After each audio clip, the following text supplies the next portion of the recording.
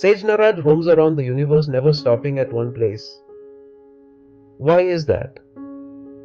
Well, this is because of a curse that Daksa Prajāpati gave to Sage Narada.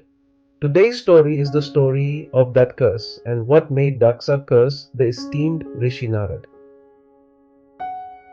First, Lord Brahma created the Saptarṣis by his mind, and hence they are called as Manas sons of Lord Brahma. After this, Rudra was born from the anger of Brahma. Sage Narada was created from the lap of Brahma. Prajapati Daksa from the thumb of Brahma, and the daughter Virani from the left thumb of Brahma. Prajapati Daksa married Virani. With Virani, Daksa Prajapati begot sons named Haryaśvas. All those sons were devoted to their father and followed the Vedic path. Advised by Daksa, the Haryaśvas went in the western direction for penance in order to create progeny. There they came to the holy Lake Nārāyaṇa, where the celestial river Sindhu had its confluence with the ocean. On touching the holy water of Lake Nārāyaṇa, their intellect was sharpened.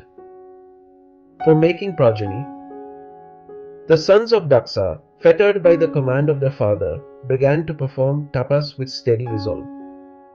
Sage Narada came to know that they were performing penance for the sake of creation and went there.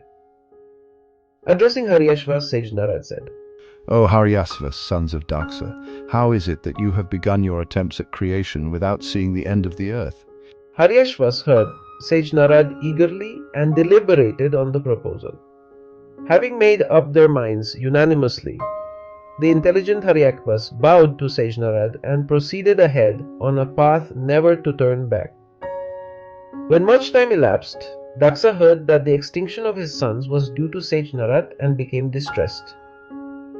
Lord Brahma went over to him and consoled Daksa and reminded him that fate is all-powerful. On being consoled by Lord Brahma, Prajapati Daksa begot 1,000 sons named Sabalashvas with Virani. At the bidding of their father, Sabalashvas too reached the place where their elder brothers, the Haryaśvas, had gone with the same steady resolve in the creation of subjects. At the very touch of water of the Narayan lake, they too had their sins quelled and became purified. They performed penance strenuously, repeating many mantras and performing sacred rites.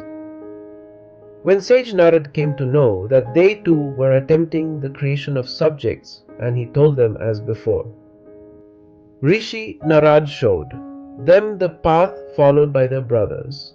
Thereafter, Sage Narada went to heaven, while the sons of Daksa went the way of their brothers. At the same time, Daksa Prajāpati saw many ill omen. He felt distressed. Then Daksa heard that the disappearance of his sons was brought about by Rishi Narada. He bewailed a lot. He was stunned, grief-stricken at the loss of his sons. Daksa was furious. He called Rishi Narada a wicked fellow. The grief-stricken Daksa approached Rishi Narada with his lips throbbing with fury. He taunted Sage Narada and reproached him, saying, Fire, fire, Daksa said. O Narada, disguised in the garb of a saint, what is it that you have done to those good people, my sons? To those engaged in good actions, the accursed path of a mendicant has been pointed out by you. You put obstacles in the path of their progress both here as well as hereafter. You are unkind, shameless, distorter of the tender intellect of children, and a destroyer of fame. Why do you, a foolish fellow, move about among the attendants of Vishnu in vain? Frequently you have committed offences against me. Hence, roaming ever in the world, your feet will never be steady anywhere. Grief-stricken Daksa cursed Sage Narada thus.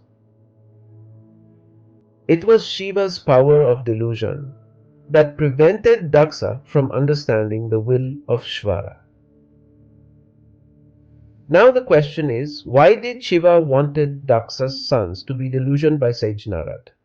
Shiva wanted Sage Narada to influence Daksa's sons to dissuade them from focusing solely on worldly matters and to encourage them to seek spiritual enlightenment and devotion. Sage Narada, known for his wisdom and divine knowledge, was tasked with guiding Daksa's sons towards a path of higher understanding and spiritual realization. This was the story of how Rishi Narada was cursed by Daksa. Please comment and let me know any story from Puranas that you would like to hear next. Don't forget to subscribe. Namaste to you all, and until we meet next time.